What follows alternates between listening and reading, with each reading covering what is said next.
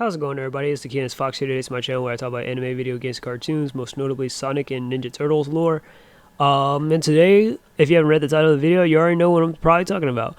And this is actually going to be a list of Sonic characters that I don't even think should even come back to the characters and stuff. I always see like some weird entries and stuff, like people always saying Silver's the worst, somebody saying Big the Cat, Chris Thorndike, Elise, and I can like literally think of like 10 characters that are by far much worse than any of these characters that I just mentioned and whatnot. You'll just find those characters that I just mentioned on like generic, like on weird generic lists and stuff like Watch Mojo or I don't know, Screw Attack, Death Battle, or Top 10 Gaming and stuff like that. It's really dumb.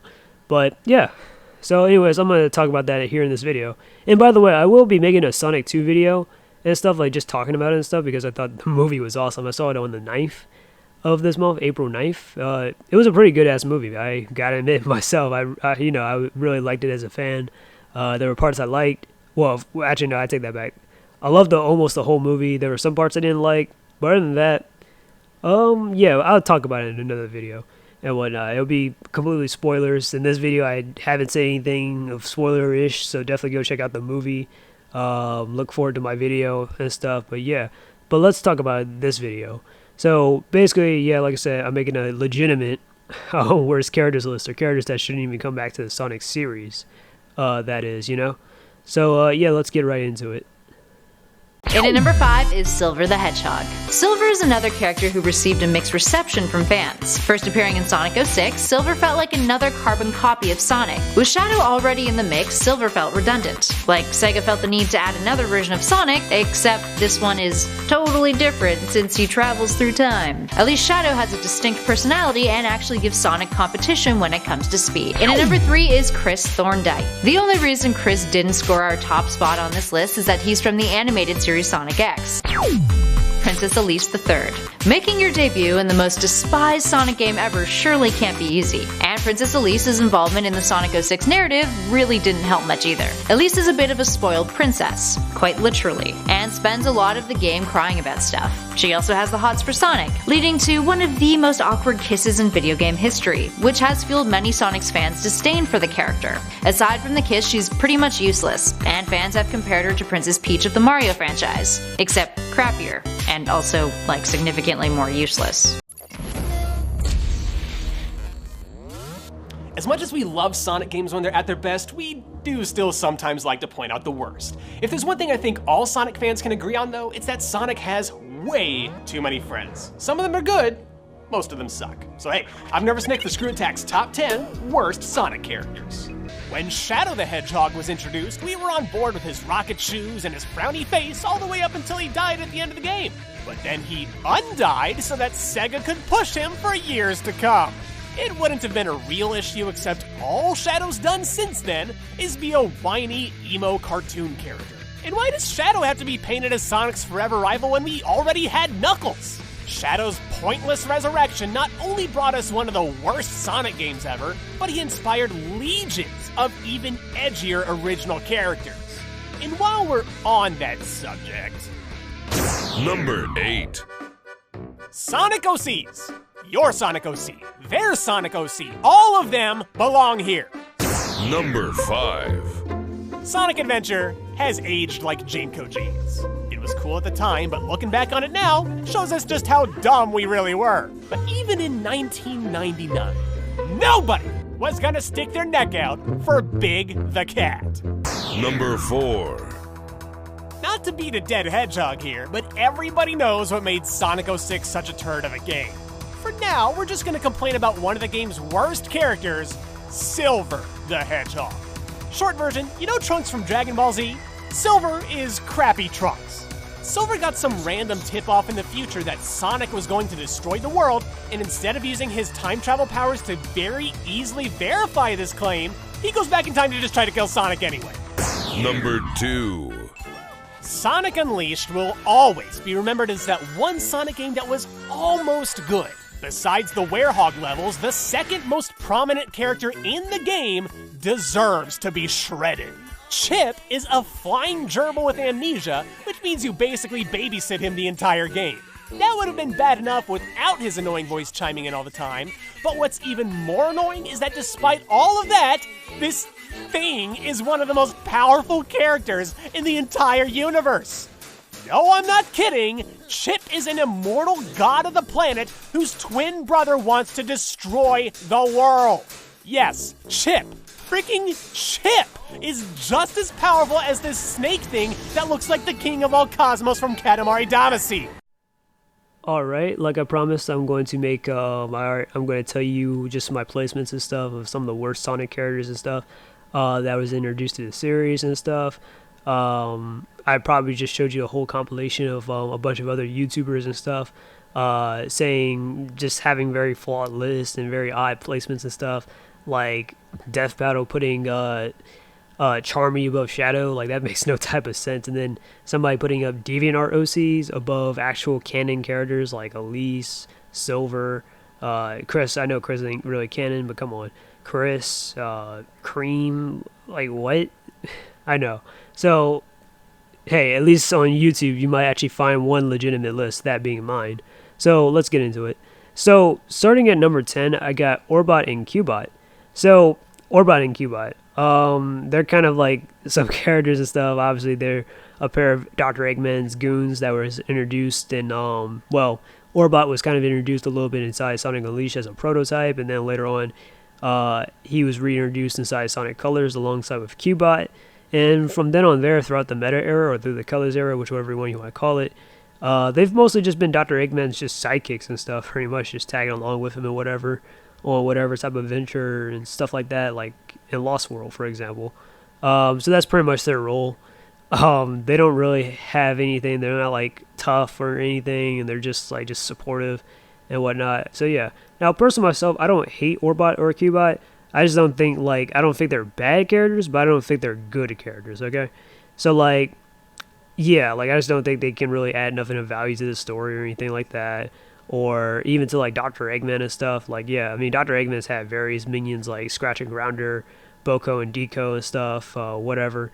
But like at least with Boko and Deco, I felt like they at least had some kind of like a little bit of a character arc and stuff where they kind of turned against Dr. Eggman at one point to join up with Chris, and then they ended up like, well, I don't know, for unexplained reasons, they just go back to Dr. Eggman when between the season 2 and the Meta saga. So there was that. But outside of that, we're going back to Orbot and Cubot. So Orbot and Cubot, they don't really get nothing of that sort here. They're mostly just made here for like just comedic relief, which isn't a bad thing entirely, but it's just that, you know, like I just don't think that they're just good characters, right? Like they don't go through any type of development. They're not.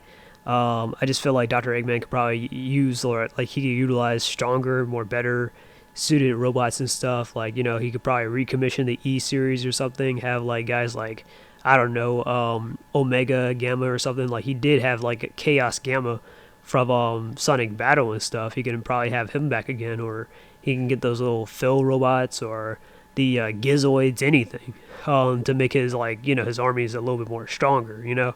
But like I said, Orbot and Cubot, they're just made for like just, I guess, comedic relief, and they're also just there to, I guess, support Dr. Eggman when it comes to tech wise and stuff like that, or just do manual labor for him. Just whatever, I guess. That's just their role. So, yeah. If we don't find your friend, can I be your sidekick? What? Shut up! What kind of question is that? I didn't mean anything by it. I just thought it might be better to work for you than Eggman. Hello, I'm sitting right here, you know. Orbot, no matter what happens, I won't fail again. I will save Tails. It's stuff like that that makes me want to be your sidekick. Tails is lucky. Seriously, I'm right here. I can still hear you. Alright, so at number 9, we have Scratch and Grounder. Now, of course, you know, Scratch and Grounder, they're a classic pair, classic duo, whatever you want to call them. They're some of Dr. Eggman's earlier robots that he created back in the old 90s cartoon, like Adventure of the Sonic the Hedgehog and stuff like that, and back in the early Archie comics and stuff. And basically, these guys, unlike Orbot and Cubot, they were actually made to capture Sonic, even though, obviously, Sonic, a character who can literally run through Dr. Eggman's entire armies and stuff like that, yeah, that's a pretty high bar for Scratch and Grounder. They cannot do that, obviously. Like, come on, beat Sonic 101 or beat Sonic 201? Nah, they can't. But anyways, yeah, they're obviously just there for comedic relief and stuff, which is kind of why I got them pushed all the way up to like number 9, because the characters that I'm going to mention later are actual characters that should have had some development or had potential but fell flat. These characters, they're just joke characters and stuff. I think they're just I feel like they work better like in the Archie comics, like how they would get cameos every now and then by like them working at I don't know, Casino Park or something, under like whether it be Mammoth Mogul or Breezy's ownership and stuff. Yeah, I feel like just like Orbot and Cubot, I feel like, yeah, those characters should all just get like cameos and stuff every now and then, but I don't think they should like take front and center of like the stories and stuff like that. Like, nah, that's a no. Maybe a reference here or two, but nah. I think they're just best suited just getting those cameos. But that's what I think anyways. Personally, myself, of course, they have some very uninspired designs. Their voices are annoying and stuff, of course, but hey, they're pretty iconic and stuff. Like, if you say the name Scratch and Grounder, I'm pretty sure a lot of Sonic fans would know who you're talking about and stuff, pretty much. You know, they're kind of like the Bebop and Rocksteady of Sonic and stuff. You know, like how Bebop and Rocksteady were kind of like the incompetent, goofy goons and stuff of the Shredder back from the 80s and stuff. But, I mean, at least with Bebop and Rocksteady, you can definitely do a lot with them. Like what they did with TMNT, how they kind of made like Bebop and Rocksteady like really strong powerhouses and stuff, even for the Turtles. Even though they kind of were like that back in the 80s. But just in the 80s, they were pretty dumb. But I think the 2012 version definitely did a better job with the, with the two characters and stuff. But Scratch and Grounder, I don't think you can get that type of treatment at all, where they're just suddenly just taking on Sonic and Knuckles or Shadow or something, or Tails. Like, nah, they would get blitzed. They would get one-shotted, yeah, easily. But anyways, so moving on to number 8. Alright, so now we're going to start getting into some of the characters that are either hated, that I just don't like, they're flat, or whatever, or they just are just poorly written. We'll definitely get into that here. So, anyways, starting with number 8, we have Fiona the Fox. So, if you don't know who Fiona the Fox is basically a character from the Archie comics and stuff. Basically, Tails had a crush on Fiona a while back inside the Archie comics and stuff, and then basically she she used to be a member of the Freedom Fighters and stuff as well, but she ended up betraying her friends and stuff and her entire planet for just Scourge and stuff, basically, and to rule Mobius by his side and everything. So that's how that went down, basically. But Fiona as a character, though, so I'll be telling you some, like, because I have mixed feelings about the character now. I'm not gonna lie, but let's just start from the beginning. So basically, in the comics, before Fiona was even introduced, we were actually introduced to Fiona's robot duplicate, basically her robot double that for some reason Dr. Eggman or Robotnik at the time, Robotnik Prime, had created, modeled after Fiona and stuff for whatever reason, because this is kind of weird, because it was modeled after a 10-year-old Fiona and stuff, right? So keep in mind, Fiona and Tails are like 5 years apart. Like Tails is like 11 by the end of like the pre-Genesis wave, and Fiona's like 15. She's like a year younger than Sonic. So yeah, Tails is 11, she's like 15, 16. Actually, no, I take that back. She's 16, my bad. So they're like 5 years apart, right? So basically, Eggman made a robot duplicate of her when she was 10, right? So why would Eggman make a robot duplicate of Fiona just to get to Tails, who would be like 5 years old around this point and presented like no threat to himself, or presented no threat to Dr. Eggman at the time? Like, even in the actual issue itself, like, Tails never really presented much of a threat. He was always getting captured or sidelined by the Freedom Fighters. Or he was captured along with the Freedom Fighters, and Sonic always had to bail him out. Or he wasn't really much of a threat to Dr. Eggman, so I don't know why he would single out Tails and whatnot like that. Basically, like, I don't know why. And this is like back in the earlier issues of the Archie comics. But yeah, so it makes no sense for why Eggman would have a robot duplicate of an underage Mobian Fox girl, basically. But regardless, Fiona was in his captivity for a couple of years. Then she escaped by the time she was 12. She fell into a crowd with, you remember Knack the Weasel? Fell into the in crowd with Knack's sister, Nick, and stuff, or Nicolita, or, yeah, Nicolita, I believe. Fell into the in crowd with her, and a bunch of other people like Rouge the Bat, Bean the Dynamite, Bark the Polar Bear, all those characters and stuff, treasure hunters, criminals, etc. And basically, that's what happened there. Fiona ended up turning a new leaf, joined the Freedom Fighters. Then, basically, she kind of fell for Sonic a little bit, but it turns out it wasn't Sonic who she fell for. It was mostly his counterpart, Scourge. So, basically, she fell in love with Scourge. The two of them started ruling Mobius together, and pretty much Fiona turned against her people and everything. So, that's how that went down. So, yeah, Fiona's a bit of a bitch, and a slut for that. Pretty much, she's out here messing around with the boys and stuff, with Sonic and Tails, creating tension and stuff between them. And keep in mind, and I forgot to mention too, how Tails had a crush on Fiona, because he had a crush, or he fell in love with her robot duplicate, which again, that's weird. Then pretty much started crushing on Fiona when he figured out that she actually was a real girl. And then after that, Tails has had this weird, awkward, I don't know, just there was this whole weird dramatic love triangle between Sonic, Tails, and Fiona. I don't think Sonic was interested in Fiona like that. Just mostly he was dating her to keep her out of trouble and also to help Tails get over it, which that was a pretty dumb idea. But anyways, Tails and Sonic had a whole fight about that.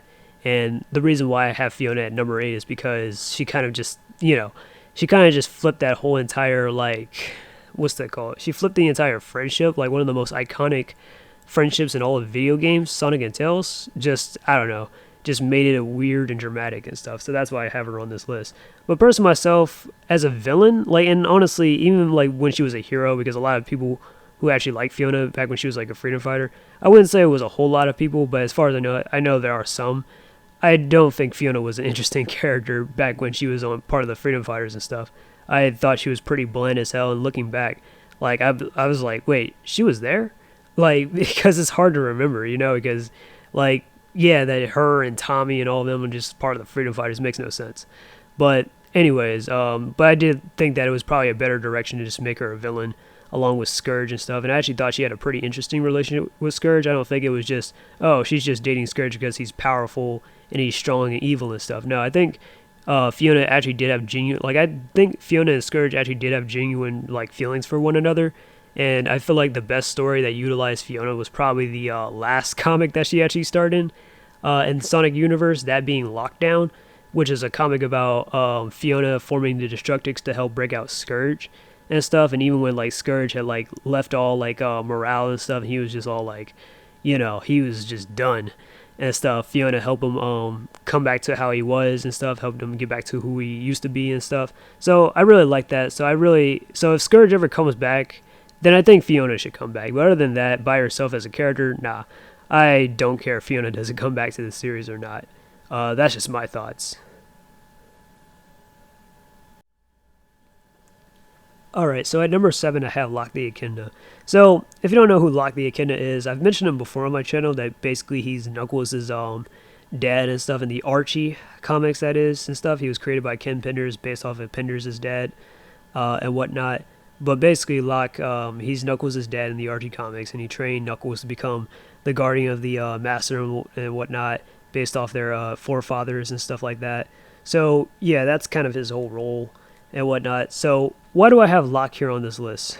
So, yeah, and it's because of the things that he's done that I just feel like is either unforgiving, or that's just not something you just simply just sweep under the rug, because I feel like he's done some pretty objectively terrible things to Knuckles of all people and whatnot. Like, some people would say like Chris or Elise are like the worst. Like, some people will like hate on Chris because, oh, he quote unquote kidnapped Sonic and prevented him from going home and whatnot, because he's selfish like that, even though like Chris is like 12, or he was 12 when he did, or 13 if you want to reach, and obviously outgrew this phase later on by the time he was like 18 and stuff. Or Elise, she's selfish because she refused to blow out the flames of disaster and stuff, just because she wants to keep Sonic all to herself.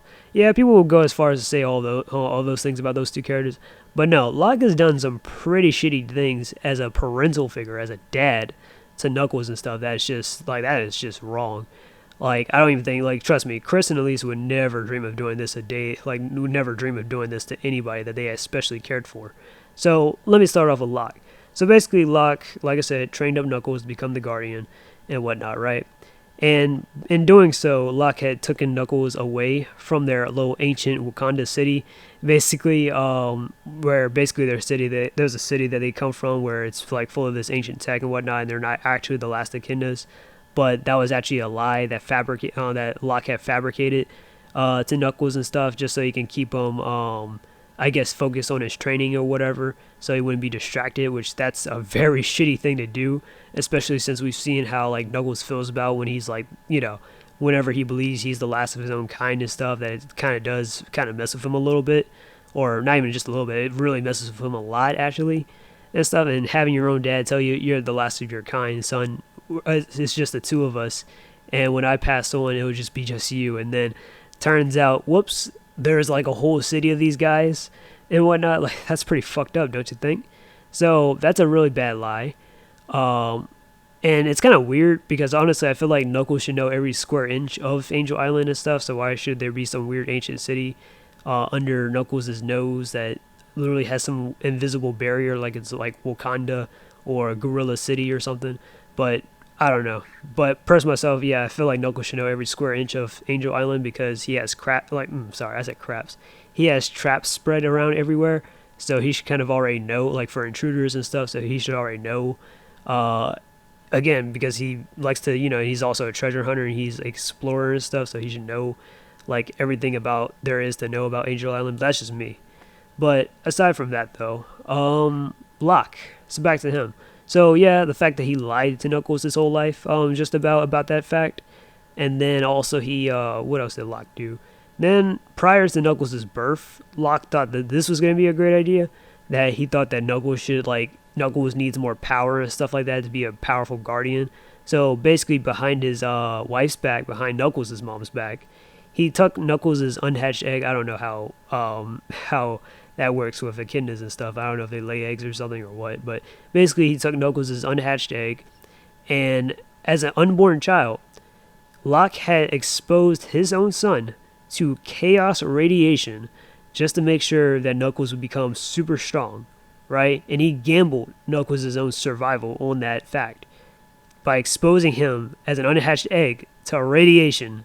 Come on, people. And that's how Knuckles ended up becoming Chaos Knuckles, you know, the green looking Knuckles and stuff that for some weird reason Kim Penders has a ownership over, even though it's just a transformation of Knuckles, but whatever. Yeah, that's the reason why. So on my list, I think Locke the Echidna is a terrible dad, one of, if not probably the most terrible dad. And if I had King Max on this list, which I don't, because I feel like he got replaced by King Nigel and stuff, yeah, I feel like King Max would also share a placement here. But him and Locke are like probably, if not some of the worst parental figures in all of Sonic and stuff, or at least on the hero side. I mean, there are probably much worse that I could probably think of, but on the hero side, yeah, they're the worst in my opinion. And that's what I truly think. Alright, coming at number 6, we got Sleet and Dingo. So, you're probably wondering who the hell is Sleet and Dingo. So basically, Sleet and Dingo are the two cannon fodders from, or the two fodder from Sonic Underground and stuff. They're pretty much Dr. Eggman's main subordinates and stuff. They're kind of like Scratch and Grounder 2.0 inside that series and stuff, where basically their role is supposed to capture Sonic and his siblings and stuff, you know, the Sonic Underground band, you know, capture the princes and the princess and whatnot. That was their role, pretty much, but they always got outdone in almost every episode and stuff like that. So basically, Sleet, he's supposed to be the one with the blue hair and whatnot, and he's got the grayish fur and wears a cape and whatnot.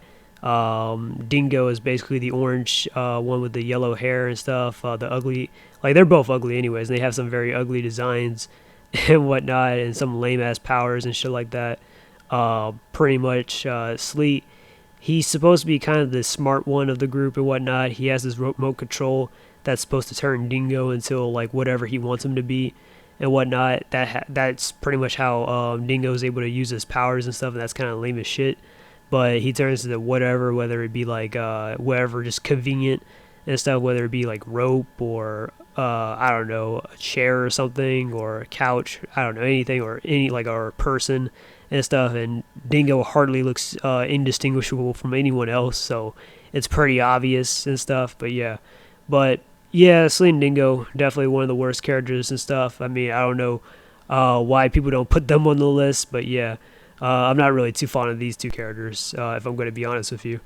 But anyways, yeah, I mean, pretty much Sleet, like I say, he's supposed to be the smart one, and Dingo, he's pretty much the meathead. He's supposed to be the powerhouse, the shapeshifter, and he also has a crush on Sonic's underage sister, Sonia, and stuff, so keep that in mind. So that's Sleet and Dingo for number 6.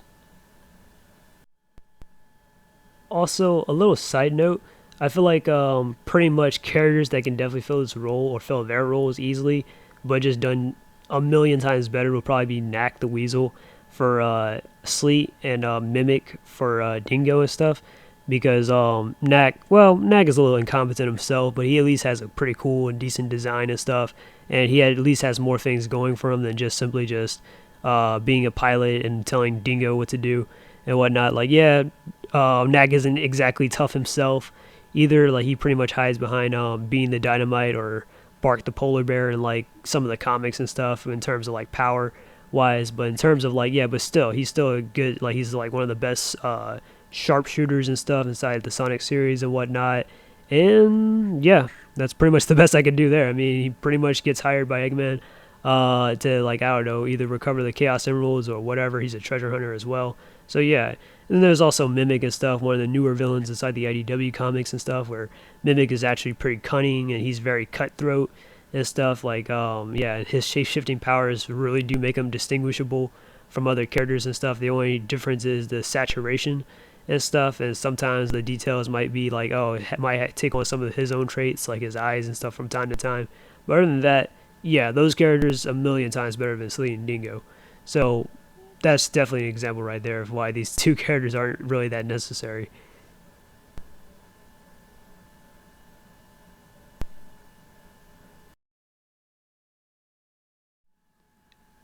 At number 5, I have Geoffrey St.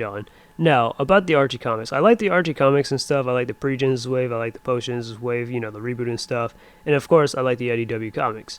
I like the IDW comics better now because it's just a lot more structured. Back in the day with the pre-Genesis wave, I felt like it was very, like, I don't know, just felt like it was kind of a mess and stuff. And honestly, in my opinion, I feel like it derailed a lot from, like, the games and stuff. Even though, yeah, I know it's based off of Sonic SatEM, but still. Regardless, though, I did like the pre-Genesis wave. They had a lot of good stories, a lot of good characters and stuff there. But one of the biggest problems with the Archie comics, and one of the biggest, like, examples of this, and, like, you know, when it comes to the characters and stuff, in my opinion, is definitely Geoffrey St. One of the biggest issues and stuff. And I'm just saying as an example, like, yeah, Geoffrey's a big example as to why the Archie comics, like, back from the pre-Genesis wave, and why a lot of people just turned off against it, was because the weird relationship drama and stuff, the love triangles. People didn't care for that. People just wanted to read Sonic because they wanted to read Sonic, of course. We were not here for Geoffrey. So, who is Geoffrey St. So, Geoffrey St. is basically this secret serviceman, royal bodyguard to the royal family and stuff, to Sally's family, that is, you know, to King Max and all of them. And yeah, that's Geoffrey's role pretty much. He, I think he inherited this role from his dad and whatnot, so pretty much he's supposed to be like this top level, like, soldier and stuff like that. And also he's kind of like a drill instructor as well, I guess. But yeah, that's Geoffrey. So pretty much, why do I and why do a lot of people who probably look back on this character just don't like Geoffrey as a character? Well, not on top of the fact that he was created by Ken Penders. Geoffrey St. is basically this character who had this weird love triangle with Sonic and Sally and stuff, where he was competing against Sonic for Sally and whatnot, and there have been times where he's even tried to kill Sonic on some occasions, or he's attacked him or whatever, or got into petty fights and stuff just over, I don't know, just anything. It was kind of just stupid, in my opinion. It just really made Geoffrey a very unlikable character and stuff. Keep in mind, Geoffrey's actually 20 years old, and he's competing with a 16-year-old over another 16-year-old. So, that's pretty bad. Do I smell Chris Hansen or To Catch a Predator? Let me stop. I know that's a pretty weak joke.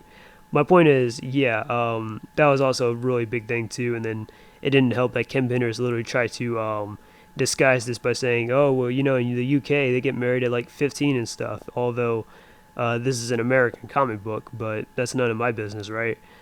Anyways, and I know I talk about age gaps and stuff all the time, but come on, when you're 20, you're not supposed to be chasing after 16-year-olds, man. Regardless, besides that, I just don't like Geoffrey as a character. I think he definitely got better once they dropped that whole the love triangle with Geoffrey and Sonic and Sally and stuff. So like after Endgame and stuff, I think Geoffrey has settled down and married Hershey and stuff. Or I wouldn't say settled down. He continued to live his life as a soldier and stuff for a while, acting on behalf of Mobotropolis and the Acorn Kingdom and stuff until later on in like Ian Flynn's run, I think he ended up losing his wife, or she was missing in action and stuff for a while. So basically, Geoffrey had he kind of was driven not insane, but he was driven to desperation and despair and stuff. So he turned to Nagus and stuff, who he figured out that his dad had a connection to Nagus and stuff. So basically, he ended up becoming Nagus' little sorcerer apprentice and stuff, and he tried to help Nagus rule over the Mobotropolis and take over the Acorn Kingdom pretty much. So that's how that went. So he pretty much betrayed his friends and everything as well, so that's also a pretty bad look for him. But honestly, looking back on the story and stuff, like I actually feel like Geoffrey in a way was kind of humanized, because even in the trial comic and stuff, or how Nagus was using him, I kind of did feel for the guy, so I mean that is something there, I guess. But his earlier portrayal though, just that's what is the expression, like, oh yeah, first impressions mean everything or something like that. Yeah, Geoffrey did not have a good first impression, but I guess he got somewhat better over time, so I gotta give him credit where it's due. But yeah, I honestly do not care, or I do not want to see this character ever come back again. I just don't think that Geoffrey has anything value to offer to the story or anything. I just think, yeah, he's just a universally disliked character by most of the fans, especially the people who read the Archie comics and stuff. Yeah, a lot of people do not like Geoffrey. Alright, so moving on to number 4, we have Lyric the Last Ancient. So, Sonic Boom Rise of Lyric. Probably the worst Sonic game ever made and stuff. A lot of people would probably say Sonic 06 or something or whatever, even though, like I said, I actually like Sonic 06, but Rise of Lyric, pretty bad. From what I hear, it's the worst and stuff. I hear that, Sonic Freeriders, some of the worst Sonic games ever made. I've never played neither of those games because Sonic Freeriders, I never had an Xbox Connect, so it's not like I would know. But from what I heard, complete garbage. Rise of Lyric, even worse, I think, and stuff. Like, yeah, even worse. I never had a Wii U either. I had a 3DS at the time, so I played Shattered Crystal. So that's how I learned a little bit of this character from that game. But I can't tell you everything what happened in Rise of Lyric because I don't have a hands-on experience. I just saw some cutscenes on YouTube and whatever. But Lyric, the character. So basically, Lyric comes from this race called the Ancients and stuff, where basically they used to have control over technology and stuff dating back to like 5,000 or 1,000 years ago and stuff. Kind of similar to the Nocturnus clan from Sonic Chronicles and stuff. But anyways, Lyric kind of was driven mad when he was looking into the Chaos Crystals and stuff, so he blamed the Ancients, and then they got into it, and then basically they sealed him away, and then he was kind of incarcerated for about 5,000 years or 1,000 years until he became Sonic and his friends' problems and stuff. So, yeah, that happened. So, anyways, personally myself, I think Lyric has a pretty cool design. And when I first saw the character, I was thinking, okay, this character can definitely have tons of potential. But all he did inside, like, at least from what I've seen inside Shattered Crystals, all he did was just brainwash Shadow and capture Amy. And then he just got defeated later by the good guys. So, just not very, he just didn't really have much of an impact as a villain and stuff. That's pretty much about it. Like, he didn't do anything notable and none of that stuff, nothing. So, he just fell flat. And honestly, I feel like they could have actually done him better if they actually brought him into the Sonic Boom cartoon, which they actually had a lot of time to do that. They had like over 100-something episodes, but they never decided to put in Lyric. And personally myself, the cartoon actually is the best part of the Sonic Boom series. The cartoon, it's a really fun show. It's just a sitcom and stuff, you know, I like it. and stuff. A lot of people, actually, a lot of fans seem to like it as well. Yeah, but they definitely, they really could have done something. They could have brought back Lyric and actually give him another chance, but they were like, nah, we don't want to do anything with Lyric after that. So that's just a shame. So Lyric definitely makes my list here for characters that shouldn't even just return or shouldn't even, like, you know, just worse Sonic characters and stuff. So yeah. Out of the crystal fragments and build my empire. I said I'd find you.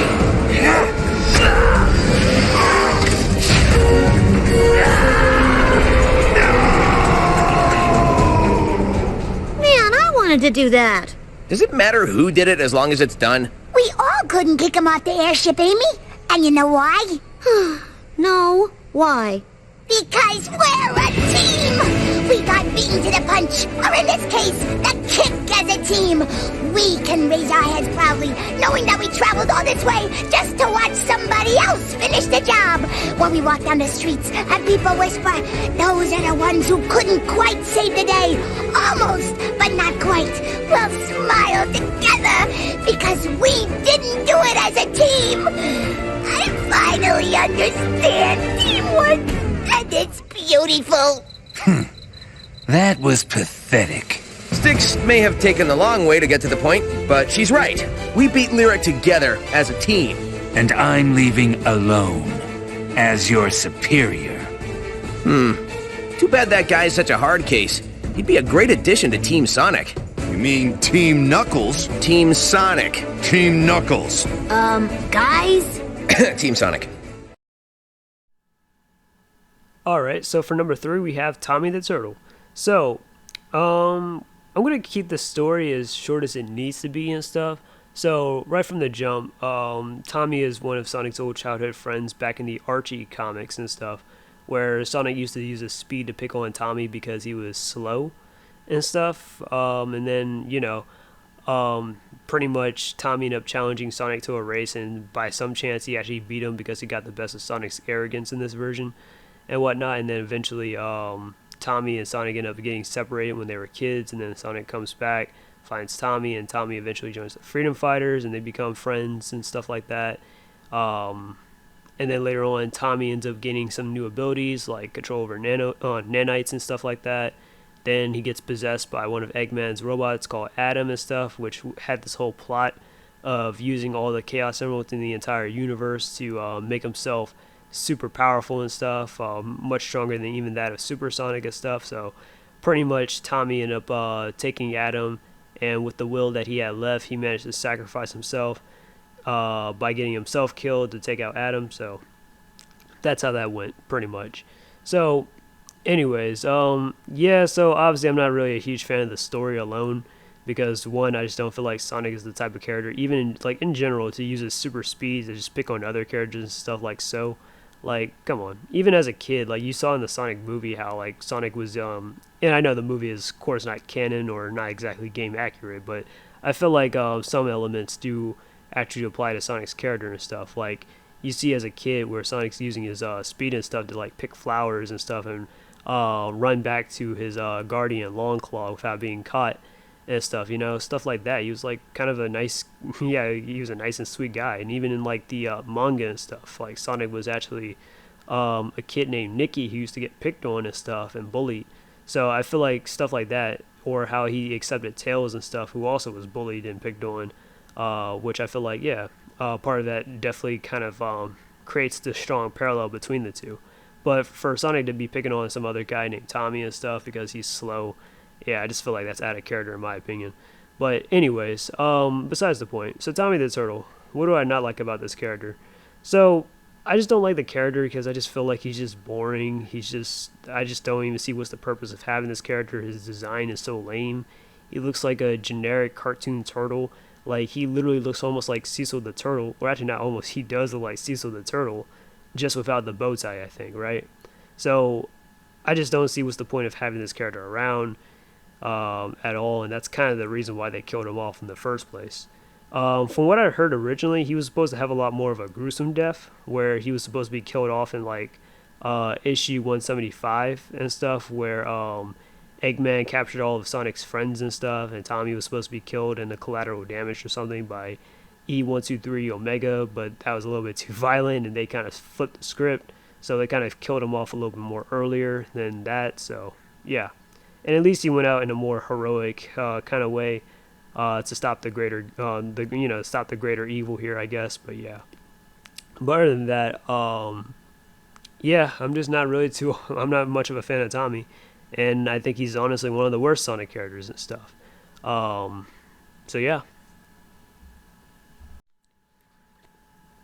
Alright, so I'm going to end this video talking about some of the worst, for the last two entries. It's going to be the worst human characters introduced in the Sonic series and stuff, in terms of like, oh, these characters are actually supposed to be written to be this way or whatever, right? So we're going to start off with Hunter, yep, for number 2. So if you don't know who Hunter is, and I'm pretty sure you don't even know who this character is, unless you actually read the Knuckles the Echidna comics, actually, yeah, then you would probably know. But Hunter basically is this discount Craven the Hunter who basically hunts after, who hunted Knuckles and stuff in one story arc, or a little mini arc actually.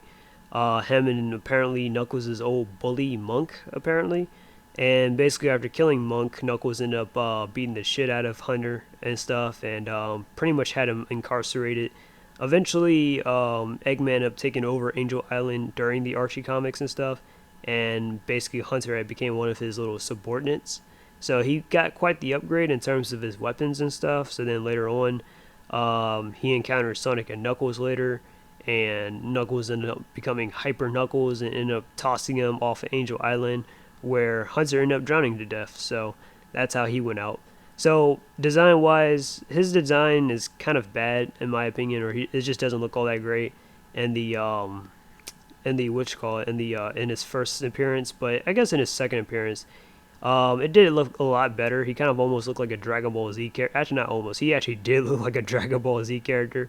I guess that's John Gray's influence right there. But yeah, his weapons and stuff definitely improved in his second appearance. But just the reason why he's on this list is he's a completely forgettable character, and there's just nothing to latch on. He's just underdeveloped. You know, that's about it. He only has like 2 story arcs, which I highly doubt anybody's ever remembered. Especially if you're an Archie comics fan. Yeah, I doubt anybody's actually remember who Hunter is. So yeah, Hunter makes my list for Sonic characters that shouldn't even come back. So yeah. And number 1 for the worst human Sonic character, we have Snively Robotnik, a character that shouldn't even come back to the series, or just isn't, like, just one of the worst Sonic characters in general. You're probably wondering, why does Chris Thorndike, or why isn't Princess Elise not get this placement? Why are they not the number 1 here on my list? Because I don't know. It's just that I don't know, like Chris and Elise, I mean, a lot of people like to shit on the characters and stuff, but think about it. Chris and Elise actually have some type of development, whether you like it or not. Chris, honestly, I think Chris actually has some of the best development in this series. It's just that a lot of people probably don't want to acknowledge that. But I don't know. I might make a list on that too of characters who have the best character development.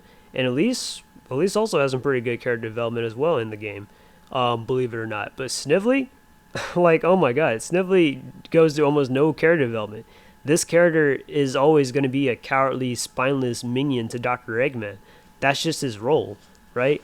So, as a villain, like, how can you even take, like, Snively seriously? I mean, yeah, he's going to just backstab you, betray you, whatever, but that's just the character. So, if you don't know who Snively is, if you've never seen Sonic Sat-AM, or if you haven't read the Archie comics, basically he's just Dr. Eggman's evil nephew and stuff, who is basically his minion as well. So, that's pretty much it. And the reason why Snively is so, like, famous and stuff, or why a lot of people know about Snively, is because, you know, Snively was inside Sonic Sat-AM, which was a very popular Sonic cartoon and stuff. I would say, yeah, Sonic X is probably the best. Sat-AM is also one of the best cartoons. He was also in the Archie comics, of course, for over 20 plus years, which, again, the longest running video game comic adaptation and stuff, just in general. So yeah, so it just feels like Snively just kind of overstayed his welcome here. So what can I tell you about Snively? What makes Snively the worst Sonic character ever? Well, like I just said with Chris and Elise, Snively has almost no character development. Okay, like he's done almost nothing of noteworthy in the series in general. He's never impacted the story, and even as a villain, you cannot take Snively seriously. So, oh my god, where do I even begin with this character? Because I wanted to talk about how trash this character is and whatnot, and I want more people to actually realize this, or actually think about this before they start saying, oh no, Chris Thorndike, oh no, Princess Elise, oh no, Big the Cat is the worst, they're the worst Sonic characters. No, Snively Robotnik is the worst Sonic character, and let me tell you why. So, basically, he's supposed to be, alright, so Sonic Stadium, he's supposed to be Snively's nephew and stuff, and he ended up, like, taking his spot pretty much inside the end of Sonic Stadium in Season 2. He ended up taking over his resources and stuff. So, if you don't know the concepts and stuff that Ben Hurst had, basically Snively was supposed to, basically he didn't know how to get stuff popping off. He didn't know how to become a big bad villain like his uncle. So he ended up turning to Nagas for some help and whatnot. So he became pretty much in the story, or what was supposed to be in the script, that Snively was going to become Nagas' little henchman, or his second hand, basically. So Snively just went from taking over Robotnik's position to just going back to just being another guy's lapdog. So he became Nagas' minion, pretty much. So, yeah, Nagas is going to be the big bad in Season 2. So then eventually, after that, I guess they deal with Nagas or something, and Eggman comes back or whatever. I guess Snively was supposed to go through some kind of redemption arc. That was the script, but again, never saw the light of day. Unfortunately, so, you know, Season 3 and Season 4 never happened, so, yeah, that's unfortunate for Snively's character. So, anyways, and then the Archie comics, there are a couple of notable things I can say about Snively, but they're just either just undone, or it's just, yeah, so let me go into that. So, the first notable thing, I would say, the biggest thing that Snively's probably ever done, was that he actually got Eggman killed, or Dr. Robotnik. He actually killed the original Robotnik Prime. And he used his own weapon to do so. He took his Ultimate Annihilator, reprogrammed it for his DNA signature alone, and got Eggman killed, or Robotnik. Right? So then you're probably thinking, oh shit, Snively did that, right? He's going to become like the new big bad? Nope. Basically, Snively ends up just getting, he gets, like, he tries to take over his empire and all that stuff. Didn't exactly work out in the best way he thought. And then when when a version of Dr. Robotnik, you know, that being the Dr. Eggman that takes over his place, shows up and stuff, Snively just jumps right back into Lackey City and becomes his lapdog and everything. It's just terrible. So that's Snively's character right there.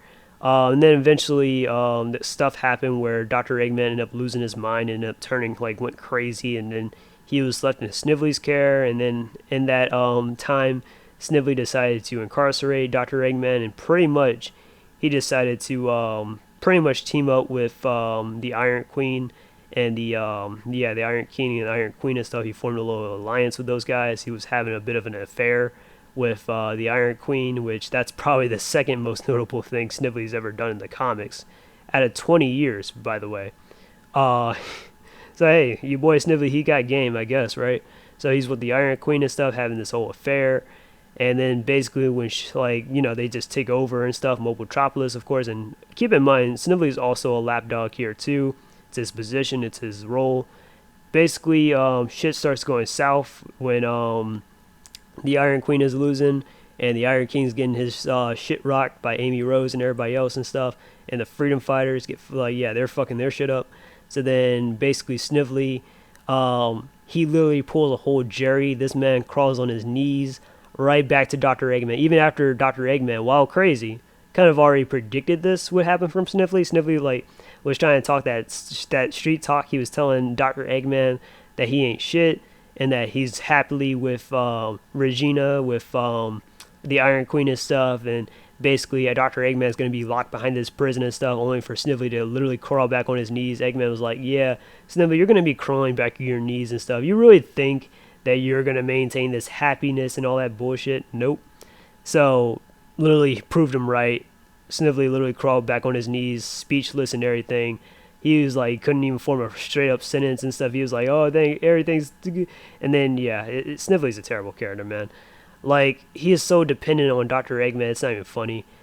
He's probably the worst Eggman lackey when you really think about it. Besides maybe Scratch and Grounder, I guess, or maybe even Sleet and Dingo. Yeah, Snively just, I don't know, he just doesn't have anything to his name. He doesn't present no kind of threat to Sonic or any of his friends and stuff. All he does is just, like, he does basically what Eggman does, and he's not even as smart, you know? Like, come on, I bet even Dr. Eggman has more respect for, like, Chris Thorndike or even Princess Elise more so than he does for his own nephew. And from what we've seen inside Sonic SatEM and Archie comics, because at least like Elise and Chris actually have the balls to actually stand up to Dr. Eggman and stuff, right? And how old are like Chris and Elise? Like they're like 12, 13. Elise is like 16 and stuff, right? Like, come on, and they have the balls to stand up to Dr. Eggman. They've always, they don't back down, because they're not cowards. And Snively's like a grown man in his 30s and stuff. Hell, at one point, Snively got pimp slapped by his own damn little sister, by his kid sister, 12 years old, and everything. He got bitch smacked by his 12-year-old sister and stuff. Hope Kentober, right? That's pretty bad. So how exactly does Snively present a threat to Sonic at all? I mean, it's not like he's in particularly smart. I mean, I guess because he's been around Dr. Eggman, but other than that, Snively has nothing to his name that makes him a genuine threat to Sonic or the Freedom Fighters. Just that he's a vulture. He just takes over Eggman's territory, and then when he doesn't even know how to operate himself, he kind of relies on somebody else. He's always a pawn for either Dr. Eggman, for Iron Queen, for the Iron King, technically, and who else? And Nagus. Even the concepts and stuff, Nagus. So yeah, Snively is just a straight up lackey, man. That's just his position. I mean, at least with like characters like Agent Stone from the Sonic movie, Agent Stone at least had some purpose. Or even like the prequel comic, he actually like Agent Stone had actually taken over a coffee shop and stuff, using some of Eggman's philosophies and stuff, which was actually kind of impressive if you actually read the comic and stuff. And I thought that was a little bit interesting. Or or like Dr. Starline and stuff. Dr. Starline